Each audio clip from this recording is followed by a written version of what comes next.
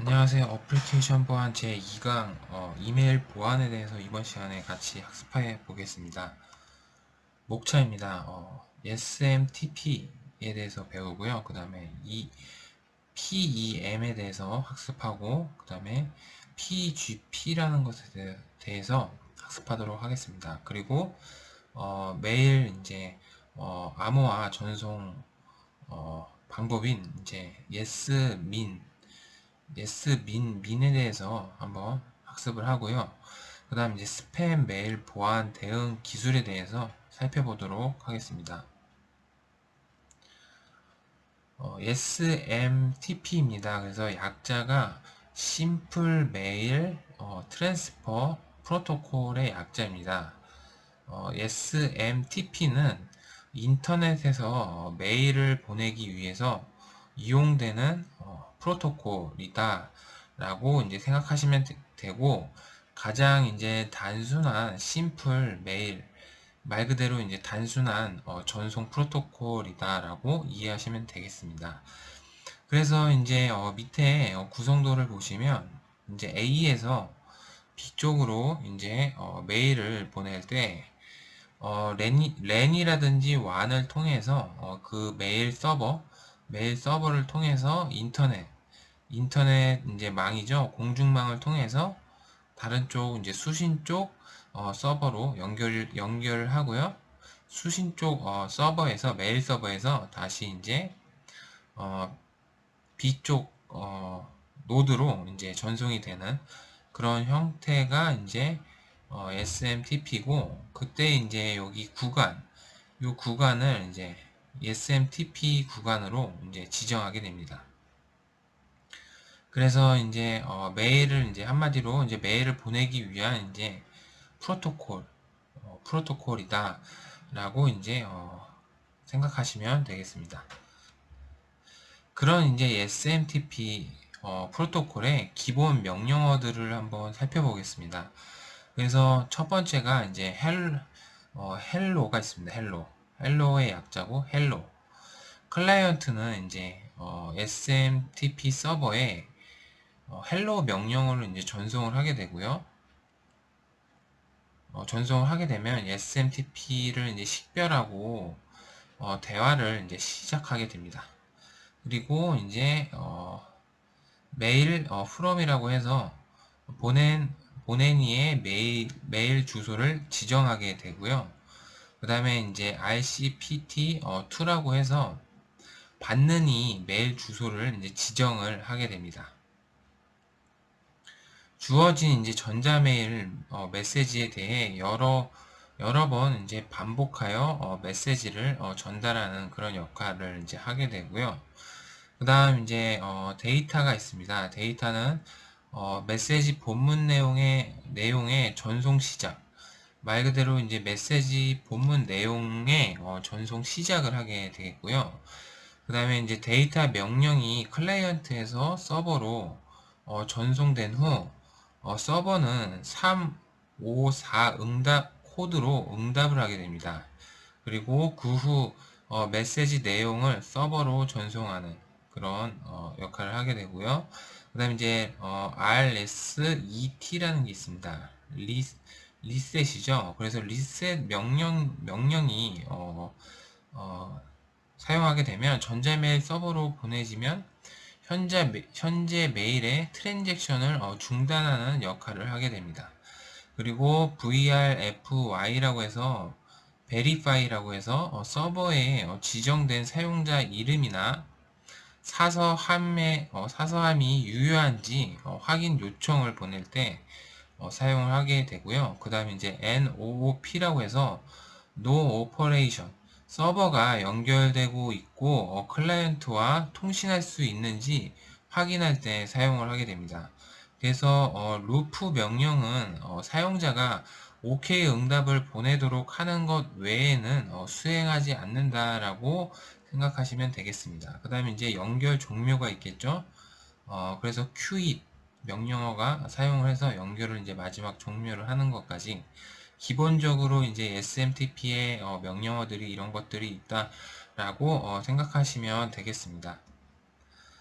그 다음 이제 SMTP의 응답을 한번 살펴보겠습니다. 응답은 서버에서 클라이언트로 전송이 되며 응답은 세 자리 숫자의 코드 뒤에 추가적인 문자 정보가 따라올 수도 있다라고 생각하시면 되고요. 그 다음으로는 이제 POP3, 포스트 오피스 프로토콜 버전 3에 대해서 한번 살펴보겠습니다. 이 프로토콜은 이제 간단하지만 기능상의 제약이 이제 존재하게 되고, 클라이언트 POP3 소프트웨어는 수신자 컴퓨터에 설치가 되게 되겠고요. 서버 POP3 소프트웨어는 메일 서버에 설치가 된다 라고 이제 생각하시면 되겠습니다. 그리고 IMAP4 버전 4가 있는데 인터넷 메일 액세스 프로토콜 버전 4입니다. IMAP4는 이제 POP3와 이제 비슷하거나 더 많은 기능을 가지며 복잡하게 구성이 되었다라고 이제 생각하시면 되겠습니다. 그 다음 이제 이메일 콘텐츠에 대한 이제 보안을 위한 기술들을 한번 살펴보겠습니다.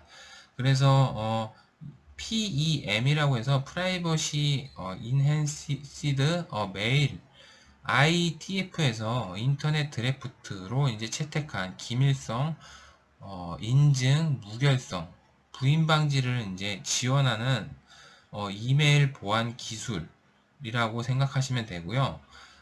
그 세 가지, 그 이제 이메일 콘텐츠 보안에 세 가지가 있는데 이제 한번 살펴보면 어, PEM과 PGP, Yes, Min이라는 이 세 가지를 한번 비교해서 살펴보겠습니다. 그래서 개발자들은 어떤 개발사가 했는지 한번 살펴보고요. 그 다음에 특징에 대해서 살펴보겠습니다. 그래서 PEM 같은 경우에는 IETF에서 만들었다라고 이제 생각하시면 되고, 그 다음에 PGP는 필 지먼이라고 하는 사람이 이제 만들었고, 예스민이라는 것은 ISA 데이터 시큐리티라는 회사에서 만들었다라고 이제 생각하시면 되겠습니다. 그래서 각각의 특징을 한번 살펴보면, PEM 같은 경우에는 중앙 집중화된 키 인증 방식을 이제 채택을 하고 있고요. 인터넷 표준안 구현하기가 어렵고 높은 보안성을 제공하게 됩니다. 그래서 군사용이라든지 금융계에서 사용을 한다라고 생각하시면 되고, PGP는 분산화된 키 인증이 가능하고 응용 프로그램 구현이 용이성, 그 다음에 일반 용도의 보안성을 이제 제공하게 됩니다. 그리고 예스민은 민 기반으로 만들어졌고요. 다양한 사용 툴kit과 X509 인증서를 지원한다라고 생각하시면 되겠습니다. 그 다음 이제 아까 보셨던 이제 PGP Pretty Good Privacy라고 해서 암호학의 일대 혁명을 가져온 프로그램으로 1991년도에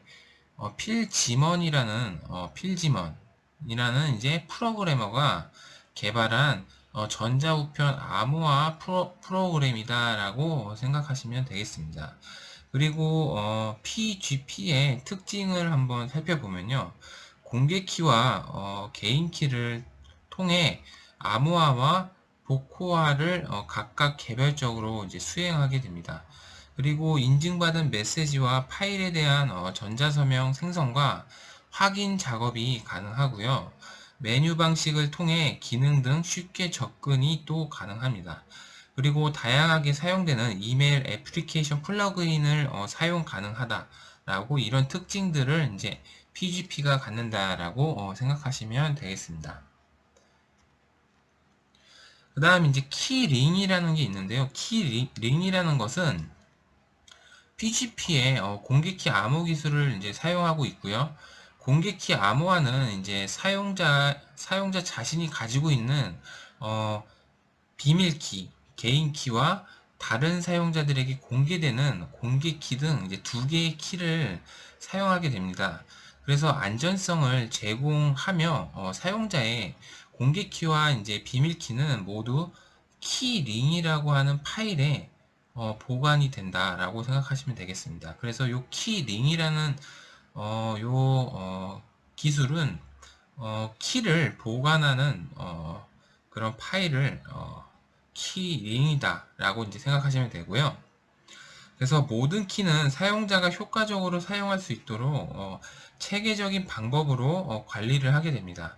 그리고 저장될 필요가 있고요. 사용자가 소유하는 공개키, 개인키 쌍과 다른 사람의 공개키들을 저장하기 위한 자료 구조를 키링이다 라고 이제 생각하시면 됩니다.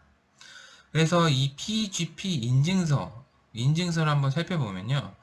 PGP 인증서에는 CA가 필요 없으며 링에 속해 있는 사용자라면 링에 있는 누구라도 인증서에 서명이 가능합니다. 그 다음 이제 SMIN이라고 한번 살펴보겠는데요. SMIN이라는 것은 약자가 Secure Multipurpose 인터넷 메일 익스텐션이라고 해서 이 SMIN이라는 것은 민이라는 그 전자우편을 통해 이 기반으로 이제 보안을 제공한다라고 이제 생각하시면 되고요. 요 이제 민이라는 것을 먼저 살펴보셔야 되는데 밈이라고 하는 것은 전자우편을 통하여 아스키가 아닌 이제 데이터가 송신될 수 있도록 허용하는 부가적인 프로토콜이다라고 생각하시면 되겠습니다. 그래서 요 밑에 이제 뭐 민의 구조가 있는데요. 그래서 요 이제 아스키 코드가 아닌 데이터를 이제 아스키 코드가 아닌 데이터를 밈을 통해서 7비트 MVT 아스키로 이제 전송이 됩니다. 그러면 이메일 시스템으로 들어가게 되고요.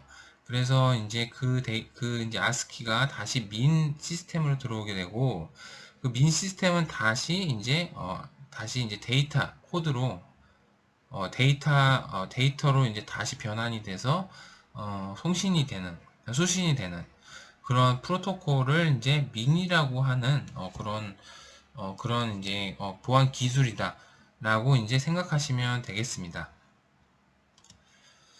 그 밈의 이제 헤더 부분을 한번 살펴보겠습니다. 밈은 변환 인수를 정의하기 위해 원래 전자 우편 헤더 부분에 이제 추가될 수 있는 5개의 헤더로 이제 규정을 하게 되는데요.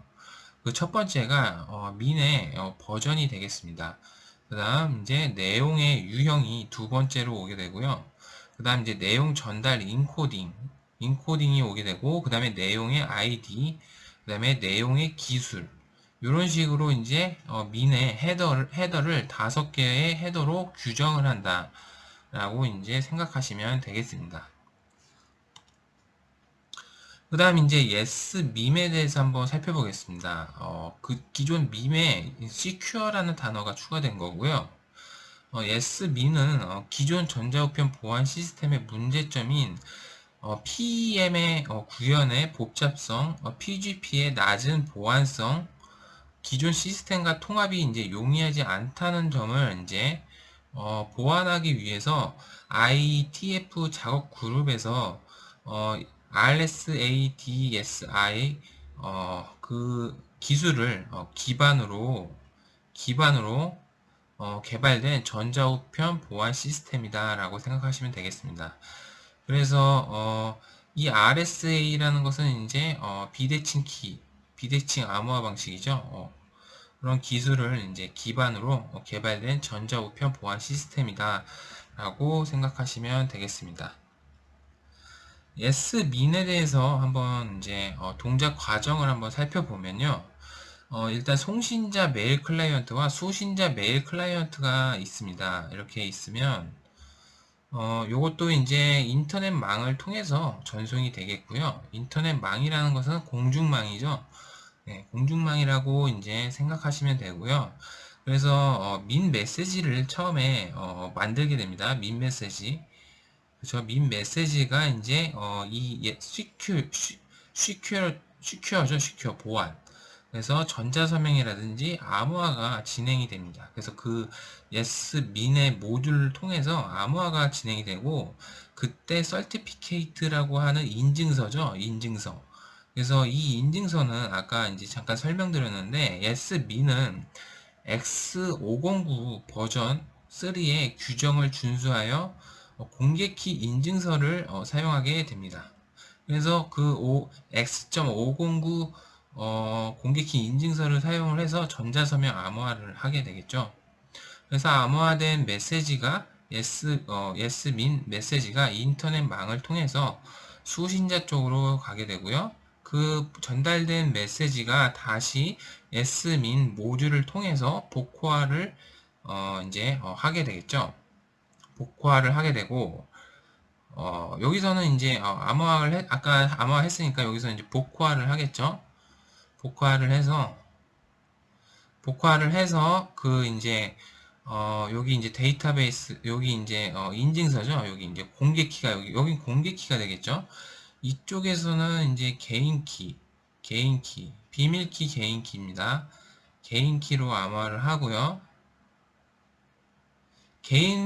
개인키라는 것은 말 그대로 개인이 가지고 있는 키를 개인키라고 합니다.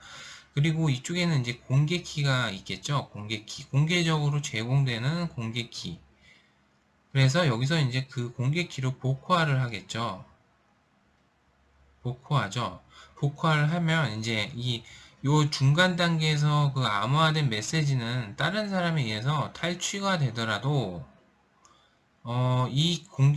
이 해당되는 이제 공개키가 아니면 이 사람 거를 이제 다시 이제 복구를 할 수 없는 거죠. 이런 식으로 이제 비대칭 키, 이 개인 키와 또 공개 키는 키가 다른 키입니다. 그렇게 이제 제공이 되고, 그래서 이제 공개 키로 복구를 해서 다시 그 민 메시지를 확인하는 이런 방식들을 이제 메일에서 이제 많이 사용을 하죠. 그래서 이제 뭐 전자봉투라든지 전자메일이라든지 뭐 이런 부분에서 이제 이런 이제 개인 키와 공개 키를 이용한 암호화 방식을 통해서 메일을 송수신한다거나 이런 이제 보안적인 부분을 많이 이제 보완을 하게 된다고 이제 생각하시면 되겠습니다.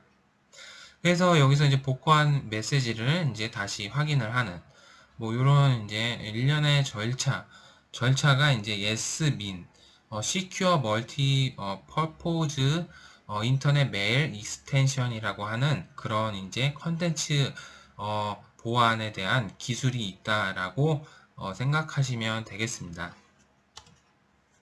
그 다음 이제 yes min에 대해서 서비스를 한번 살펴보겠습니다. 서비스는 첫 번째가 디지털 서명이 있습니다. 디지털 서명.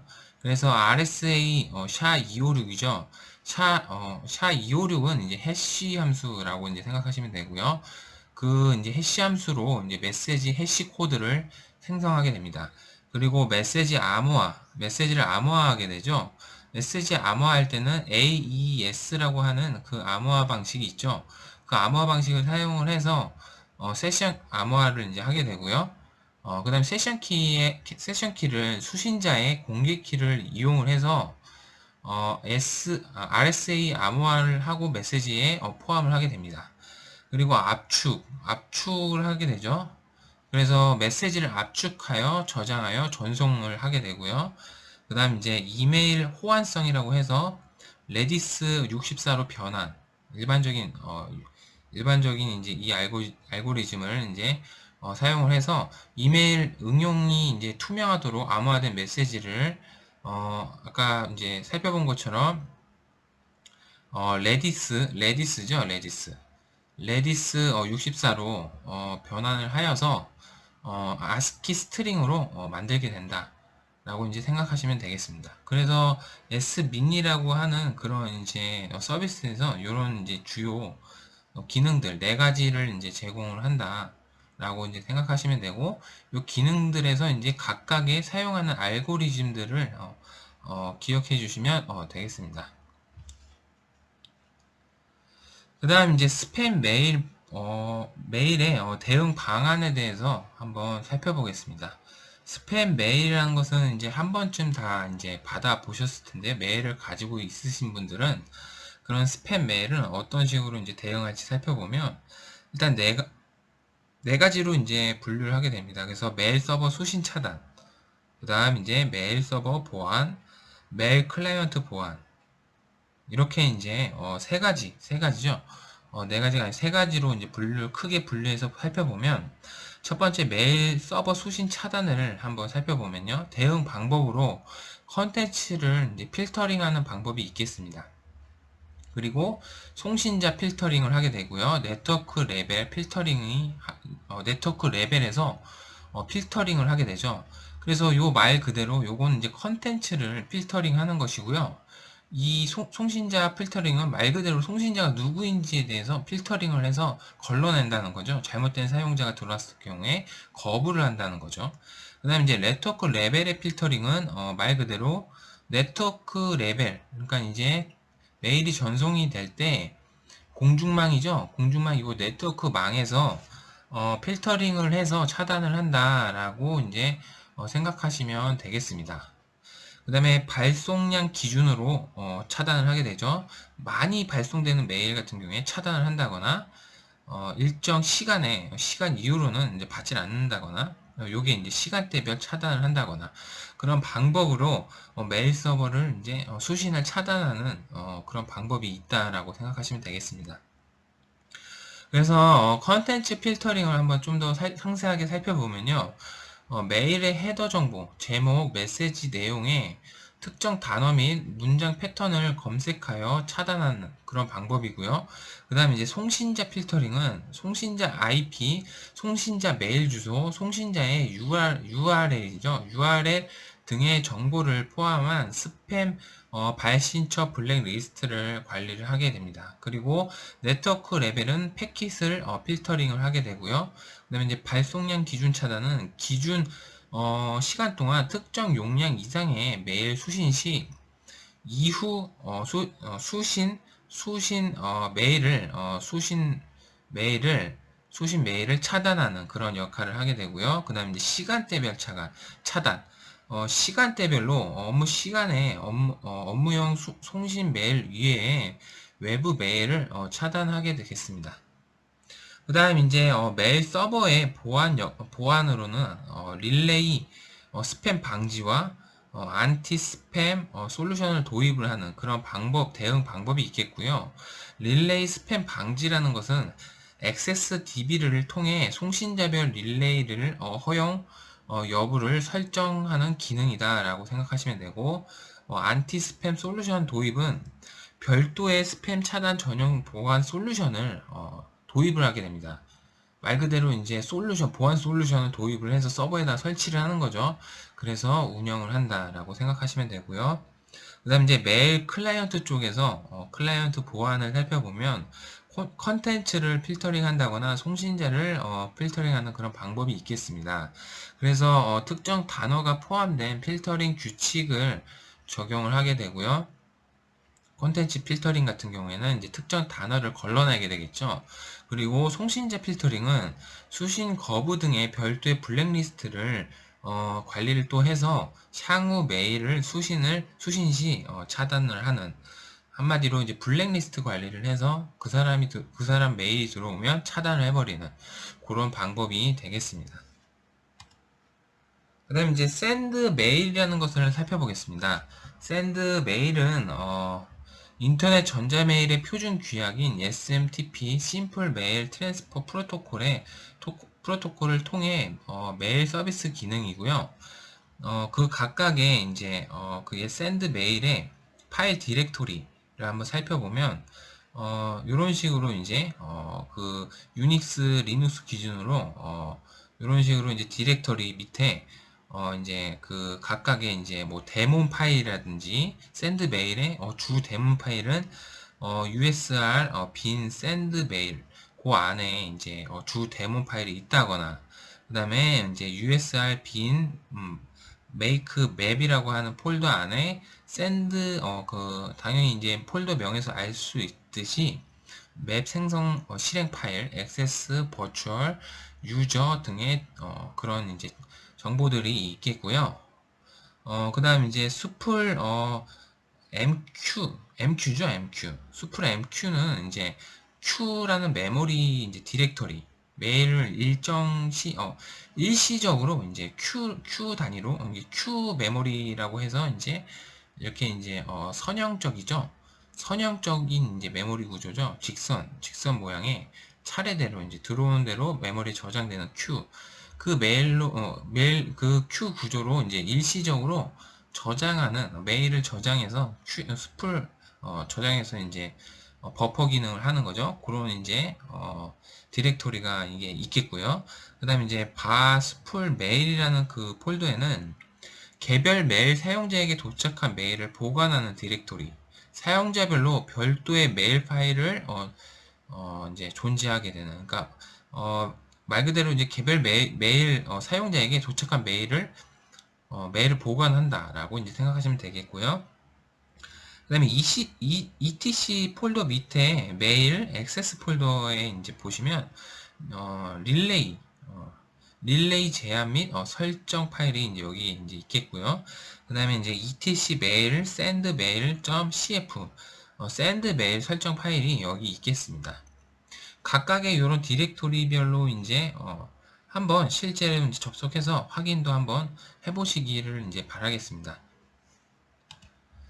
그 다음에 이제 etc 메일 액세스를 이용한 스팸 메일 방지 기법이 있겠습니다. 아까 전에 보셨던 etc 메일 액세스, 아까 전에 이제 액세스라고 이제 있었죠. 여기 릴레이 제한 및 설정 파일이 이제 보관되는 그 이제 폴더를 이용을 해서 악의적인 이제 스팸 메일을